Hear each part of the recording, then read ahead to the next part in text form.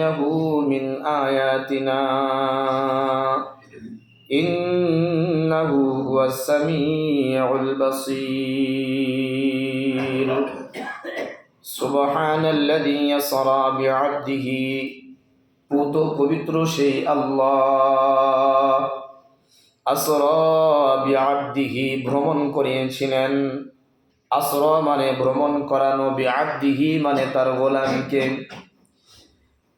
লাইলান মানে রাত্রিতে, রাত্রির কোনো একটা অংশে, মিনাল মসজিদিল হারামি মসজিদে হারাম থেকে, ইলাল মসজিদিল আকসা মসজিদে আকসা পর্যন্ত, আল্লাযী বারাকনা হাওলাহু যেই মসজিদে হারামের আশেপাশে আমি আল্লাহ রাব্বুল আলামিন বরকতময় করে রেখেছি, যেই মসজিদের আকসার আশেপাশে বরকতময় করে রেখেছি, লিনুরিয়াহু মিন আয়াতিনা যাতে করে এই নিদর্শনগুলো আমি আল্লাহ রাব্বুল আলামিন আমার হাবিবকে দেখাই। ইন্নাহু হুয়াস সামিউল বাসীর, ইন্নাহু হুয়াস সামিউল বাসীর নিশ্চয় আমি আল্লাহ রাব্বুল আলামিন সর্বশ্রোতা এবং সর্বদ্রষ্টা, সব কিছু আমি শুনি এবং সব কিছু আমি দেখি। এই আয়াতের মধ্যে প্রথমে যে ওয়ার্ড নিয়ে আসা হয়েছে সুবহান, সুবহান শব্দের অর্থ হলো আশ্চর্যজনক।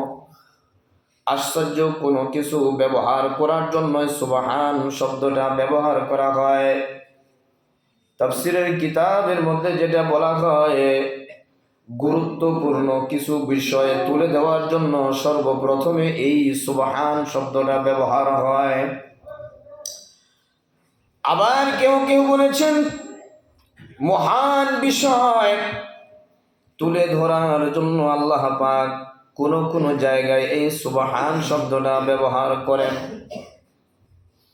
কাফেররা যেমনি বলেছিল মেরাজটা এটা সশরীরে হয় নাই, এটা হয়েছে স্বপ্ন যুগে হয়েছিল।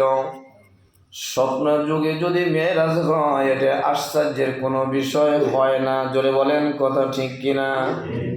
আমরাও তো স্বপ্ন যুগে কত জায়গায় যাই, স্বপ্নের মধ্যে এখান থেকে চিটাগাং যাই, ঢাকায় যাই, কখনো সৌদিতে যাই, মক্কা মদিনায় যাই, বিভিন্ন রাষ্ট্রে আমরা যাই, সময় লাগে? সময় লাগে না? স্বপ্ন যুগে কেউ যদি বিভিন্ন জায়গায় যায় এটা তার জন্য আশ্চর্যের বিষয় নয়।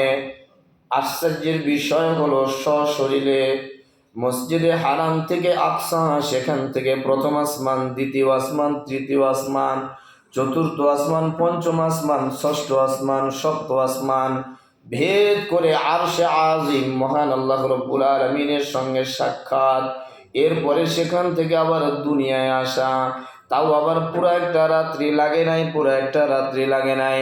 আল্লাহ তাআলা বলেন এত বিশাল বড় একটা কাজ আমি আল্লাহ রাব্বুল আলামিন করে দেখায় দিলাম।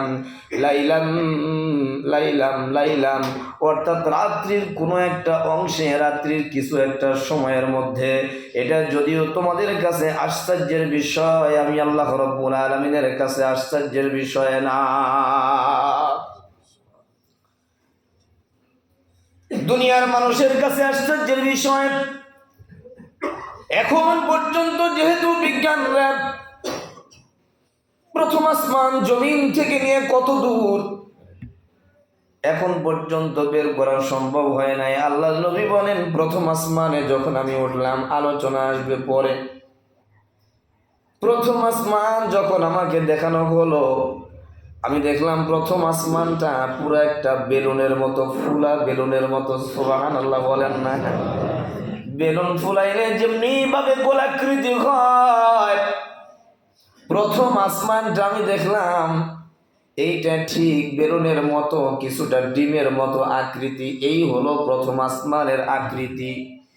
এর মধ্যে পৃথিবী একটা গ্রহ, এরপরে সূর্য একটা গ্রহ, নক্ষত্র একটা গ্রহ, তারকারাজি, অন্যান্য গ্রহ উপগ্রহ যতগুলো আছে সবগুলো এই প্রথম আসমানের নিচে, প্রথম আসমানের পেটের মধ্যে ফাঁকা জায়গা, এর মধ্যে ঘূর্ণয়মান।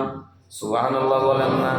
আল্লাহ তাআলা বলেন ইন্না যায়্যানাস সামাআ আদ-দুনিয়া বিজিনাতিল কাওয়াকিব, ইন্না যায়্যানাস সামাআ আদ-দুনিয়া বিজিনাতিল কাওয়াকিব। আমরা জানি পৃথিবী একটা গ্রহ, উপগ্রহ, এটা ঘূর্ণায়মান। যদি আমরা যেই জায়গায় আছি মনে করি এই জায়গাতেই আছি, কিন্তু না, এটা ঘূর্ণায়মান, ঘুরতে থাকে।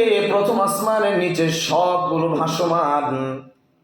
নবীজি বলেন এটা হলো ভাসমান। এখন পর্যন্ত প্রথম আসমানের স্তর বিজ্ঞানীরা পর্যন্ত খুঁজে পায় নাই। আল্লাহ তাআলা বলেন প্রথম আসমানকে আমি এগুলো গ্রহ নক্ষত্র দ্বারা, উপগ্রহ দ্বারা আমি আল্লাহ রাব্বুল আলামিন প্রথম আসমানকে সাজিয়েছি। আল্লাহ তাআলা বলেন সুবহানাল্লাযী আসরা বিআবদিহি, আমি আমার গোলামকে আশ্চর্যজনিত একটা ঘটনা আমি ঘটায় দিলাম। এটা তোমাদের কাছে আশ্চর্য, কারণ হলো এই জমিন থেকে নিয়ে প্রথম আসমান থেকে সপ্তম আসমান, এরপরে আরশে আজিম আমি আল্লাহ রাব্বুল আলামিন পর্যন্ত আসা, আবারও দুনিয়ায় ফিরে নিয়ে যাওয়া, এটা কোনো মানুষের মাথার মধ্যে ধরবে না রে আমার গোলাম। এই জন্য আমি আল্লাহ রাব্বুল আলামিন বলেই দিলাম এটা আশ্চর্যের বিষয় তোমাদের কাছে, আমার কাছে নয়। তবে তোমরা শুনে রাখো এটা স্বপ্নে যুগে নয়, বরং সশরীরে মেরাজ। দ্বিতীয় নাম্বার প্রমাণ হলো আল্লাহ তাআলা বলেন সূরা বনী ইসরাঈলের মধ্যে ওয়ামা জাআলনার রুয়াল্লাতী আরাইনাকা ইল্লা ফিতনাতাল লিন্নাস, আমি আল্লাহ রাব্বুল আলামিন আমার হাবিবকে যেগুলো আমি দেখাইছি তাকে আমি স্বচক্ষু দ্বারা দেখাইছি, নিজ চোখে সে দেখেছে, চর্ম চোখে সে দেখেছে। ইল্লা ফিতনাতাল লিন্নাস, এগুলো আমি মানুষের জন্য একটা পরীক্ষা স্বরূপ রেখে দিলাম। মানুষরা আমার নবীজি এসে এগুলো বর্ণনা করবে, মানুষরা এটা বিশ্বাস করে কিনা, এটা মানুষের কাছে আমি পরীক্ষা হিসাবে রেখে দিলাম। এটা যদি স্বপ্ন যুগে হতো বাবা, তাহলে কি এটা পরীক্ষার কথা আসতো? জোরে বলেন। স্বপ্নের কথা আমি মানলে মানলাম, না মানলে না মানলাম, এখানে পরীক্ষার কি আছে? এই জন্য এটা স্বপ্ন যুগে নয়, স্বপ্ন যুগে নয়। তৃতীয় নাম্বার প্রমাণ হলো আল্লাহ তাআলা বলেছেন বিআবদিহি, আমি আমার গোলামকে ভ্রমণ করিয়েছি, গোলামকে ভ্রমণ করিয়েছি, আমার বান্দাকে ভ্রমণ করিয়েছি।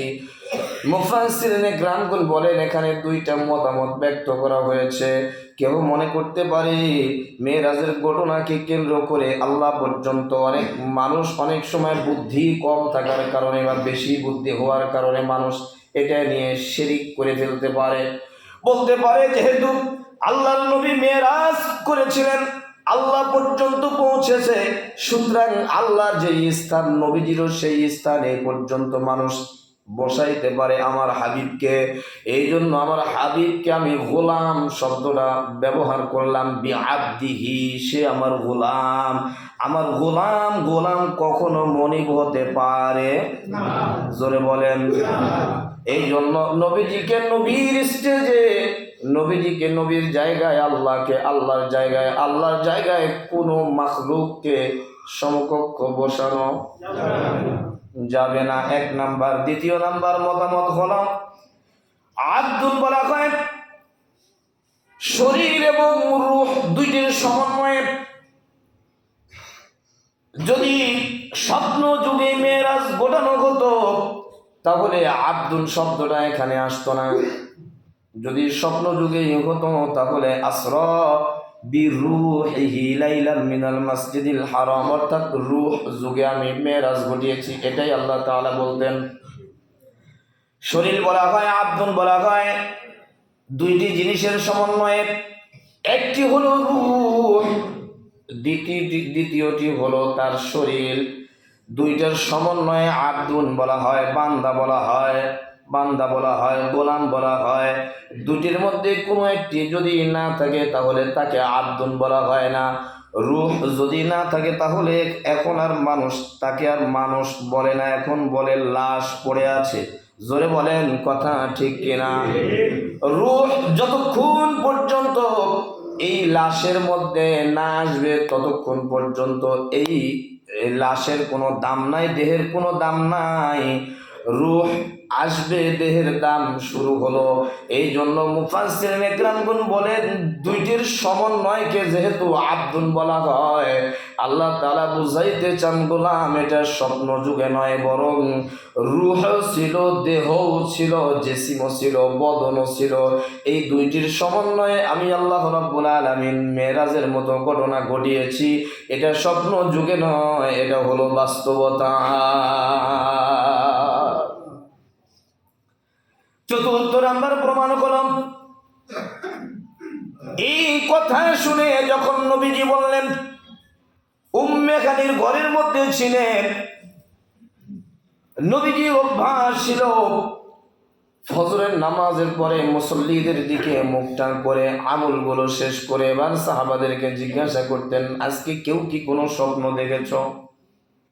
বা রাত্রিবেলায় কার কোন অবস্থা ছিল, কে দুঃখে ছিল, কে সুখে ছিল, একটু বর্ণনা করো। স্বপ্ন বর্ণনা করলে আল্লাহ নবী তাবির করে দিতেন, ব্যাখ্যা করে দিতেন। সেই রাত্রিতে কেউ কোনো স্বপ্ন দেখে নাই। আল্লাহ নবী বলেন, তাহলে তোমরা শোনো।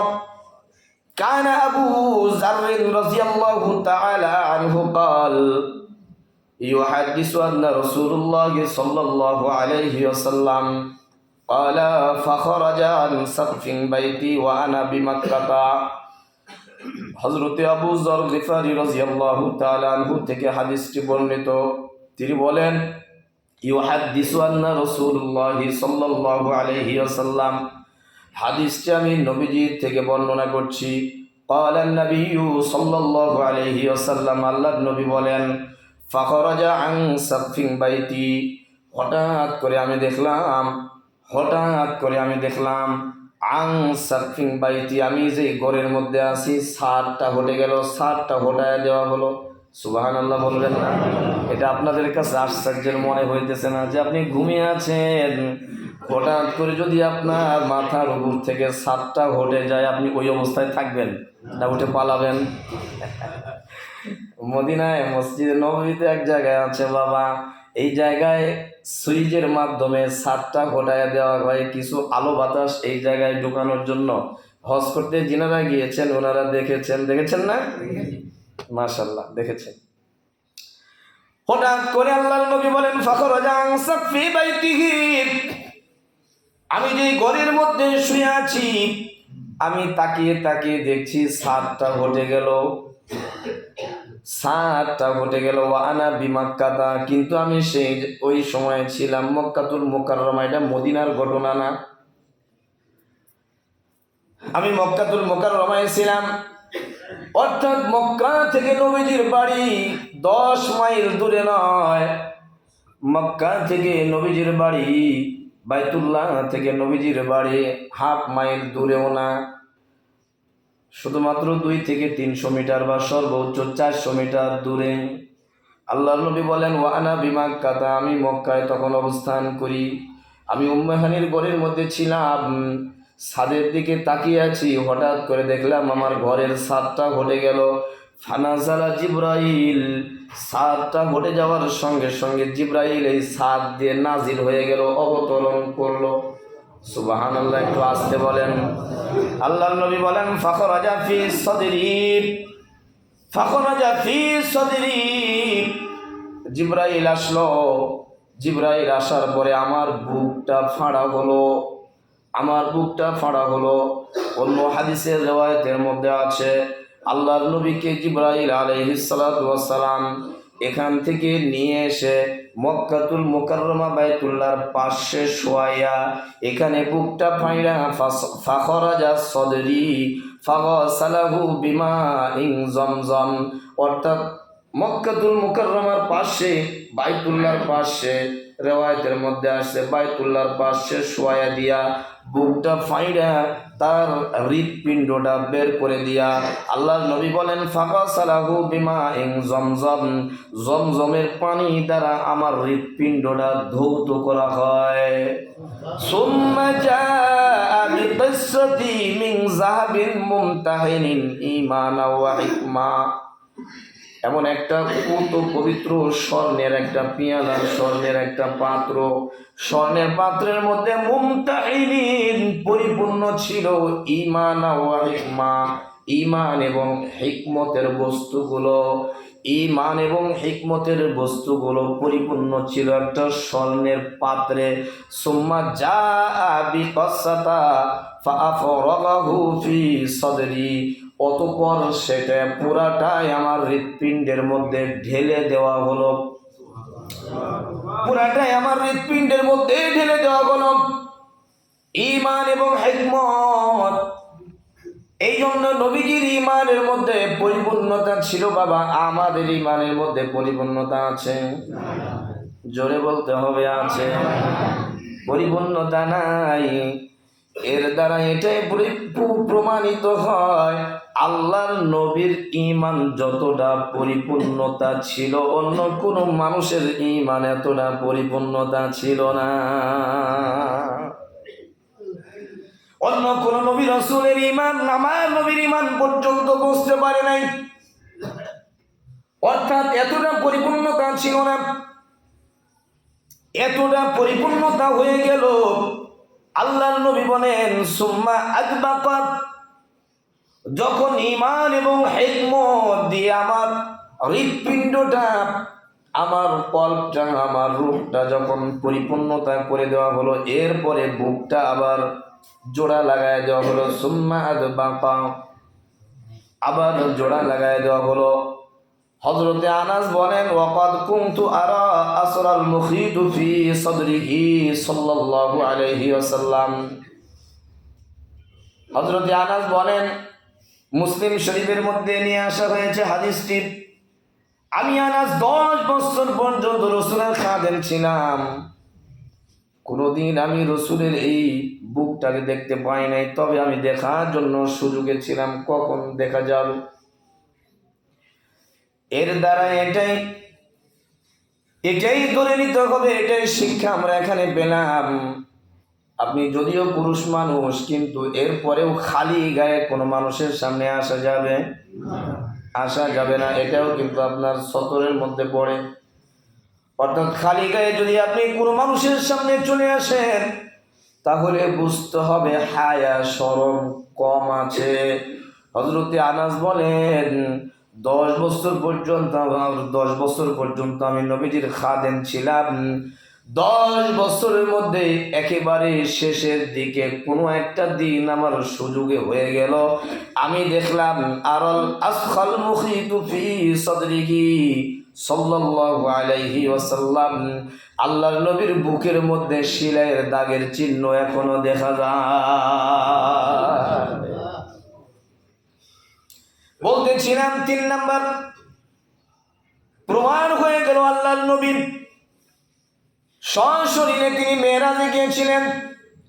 4র্থ নাম্বার প্রমাণ হলো কাফেররা যখন নবীজি এটা নিয়ে সাহাবায়ে কেরামদের কাছে বয়ান করছিলেন, এই বয়ানটা শুনে কাফেররা এবং দুর্বল কিসিমের ইমানদাররা, কিছু মুমিনরা অর্থাৎ মুসলমানরা ওই সময় এই ঘটনার কারণে মুরতাদ হয়ে গিয়েছে।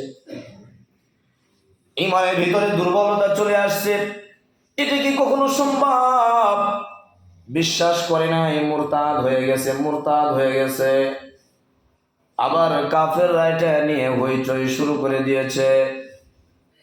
কাফেররা যদি হইচই শুরু না করে, এটার দ্বারা এটাই প্রমাণ হয় নবীজির মেরাজ যদি স্বপ্ন যুগে হতো, তাহলে কাফেররা হইচই শুরু করতো না। হযরত আবু বকর সেই দিন ঘটনাক্রমে ফজরের জামাতে শরীক হতে পারেন নাই। আবু বকরকে গিয়ে বলা হয়েছে, কাফেররা গিয়ে বলেছে, আবু বকর, কেহ যদি বলে এক রাত্রিতে একেবারেই মক্কাতুল মুকাররমা থেকে বাইতুল মুকাদ্দাস 7ম আসমান পর্যন্ত গিয়ে বেরিয়ে আসছে, তুমি কি বিশ্বাস করবা? আবু বকর তাকায় বলে, কে বলেছে সেটা আগে বলো। বলে, তোমার নবী বলেছে। আবু বকর হাসনেওয়ালা চেহারা নিয়ে বলে, শোনো রে কাফেররা, শুধু এটাই নয়, এর চাইতেও বড় কিছু যদি আমার নবীজি বলে, তাহলে সেটা আমি বিশ্বাস করি, এটা সত্য কথা। সেই দিন থেকে আবু বকরকে সিদ্দিক উপাধি দেওয়া হয়। আবু বকর কাফেরদেরকে ডাকতে বলে, কাফেররা শোনো, যে আসমান থেকে এত দূর থেকে সকাল বিকাল নয়, দিনের যে কোনো মুহূর্তে যে কোনো সময় আল্লাহর নবীর কাছে ওহী আসতে পারে, এই নবীজিকে আল্লাহকে আসমান পর্যন্ত নিয়ে যেতে পারবে না, এই ক্ষমতা কি আমার আল্লাহর নাই? জোরে বলতে হবে, আছে না নাই? কাফেররা মুখ থুবড়ে খেয়ে চলে গেল। পঞ্চম নাম্বার, এটা হলো মুজিজা, এটা হলো মুজিজা। আগেই বলেছি মেরাজের ঘটনাটা পুরো একটা মুজিজা। মুজিজা বলা হয় ওই বিষয়কে, ওই ঘটনাকে, ওই জিনিসকে যেটা মানুষের ইচ্ছায় হয় না, বরং আল্লাহ তাআলার ইচ্ছায় হয়। এটা হলো সবচেয়ে বড় মুজিজা। অন্য কোন নবীকে এই মুজিজা দেওয়া হয় নাই। অন্য হাদিসের মধ্যে যেটা আমরা পড়েছি বাবা, অন্য নবীকে যতগুলো মুজিজা দেওয়া হয়েছিল, আমাদের নবীকে আল্লাহ তাআলা একাই এতগুলো মুজিজা দিয়েছিলেন। সবচাইতে গুরুত্বপূর্ণ বিষয় হলো আজকের যে মুজিজা, মেরাজের মতো যে ঘটনা, এই ঘটনার মুজিজা অন্য কোন নবীকে দেওয়া হয় নাই। এটার দ্বারা এটাই প্রমাণ হয়, এটা যদি মুজিজা নাই হতো, স্বপ্ন যুগে যদি মেরাজ হতো, তাহলে এটা মুজিজা হতো না, বরং এটা সশরীরে মুজিজা, ডাইরেক্ট মেরাজ। এই জন্য একে মুজিজা বলা হয়। আল্লাহর নবী বলেন, ফেরেশতারা দুইজনে আমার পাশে ছিল। আল্লাহর নবী বলেন, দুইজন ফেরেশতা আমার হাত দুই পাশে, দুইটা হাত ধরে বলে, তুমি বাহিরে চলেন। উতিয়াত ফিল বুরাক, বাহিরে বুরাক অবস্থান করছে। অহুয়া দাব্বাতুন নাবিয়াতু তাবিল, এই বুরাকটা হলো খচ্চরের চাইতে ছোট, গাধার চাইতে একটু বড়, তবিলুন, এবং এই বোরাকটা অনেক লম্বা একটা বোরাক, লম্বা একটা বোরাক। আবিয়াজু, দেখতে এটা একেবারে সাদা। মা ফাওকাল হিমারি ওয়া দুনাল বাগা, ইয়াযা হাফিরাহু ইনদা মুনতাহা তরফুহু। এই বোরাকের গতি সীমা হলো মানুষের নজরের শেষ সীমান্ত হলো তার এক একটা ধাপ। এত গতিশীল একটা বোরাক, বোরাকের সামনে আমাকে নিয়ে যাওয়া হলো। আমিও গেলাম। বোরাক সেই জায়গায় ছিল, দাঁড়ানো অবস্থায় ছিল। আমাকে দেখে বোরাক ছটফট ছটফট শুরু করে দিল, লাফালাফি শুরু করে দিল। আল্লাহ নবী বলেন, আল্লাহ রাসূলুল্লাহ সাল্লাল্লাহু আলাইহি ওয়াসাল্লাম বিল বুরাক ফাস্তাইজ আলাইহি ফাকাল লাহু জিবরাইল আবি মুহাম্মদ। বুরাককে সম্বোধন করে হযরতে জিবরাইল আলাইহিস সালাতু ওয়াস সালাম যে কথাটা বলেছিলেন বাবা, একটা কথা বলেছে, একটা কথা বলার সঙ্গে সঙ্গে বুরাক একেবারে নিস্তব্ধ হয়ে গিয়েছে। কি কথা বলেছিল এটা সময় আগামী দিনে বলবো ইনশাআল্লাহ। আল্লাহ তাআলা আমাদের সকলকে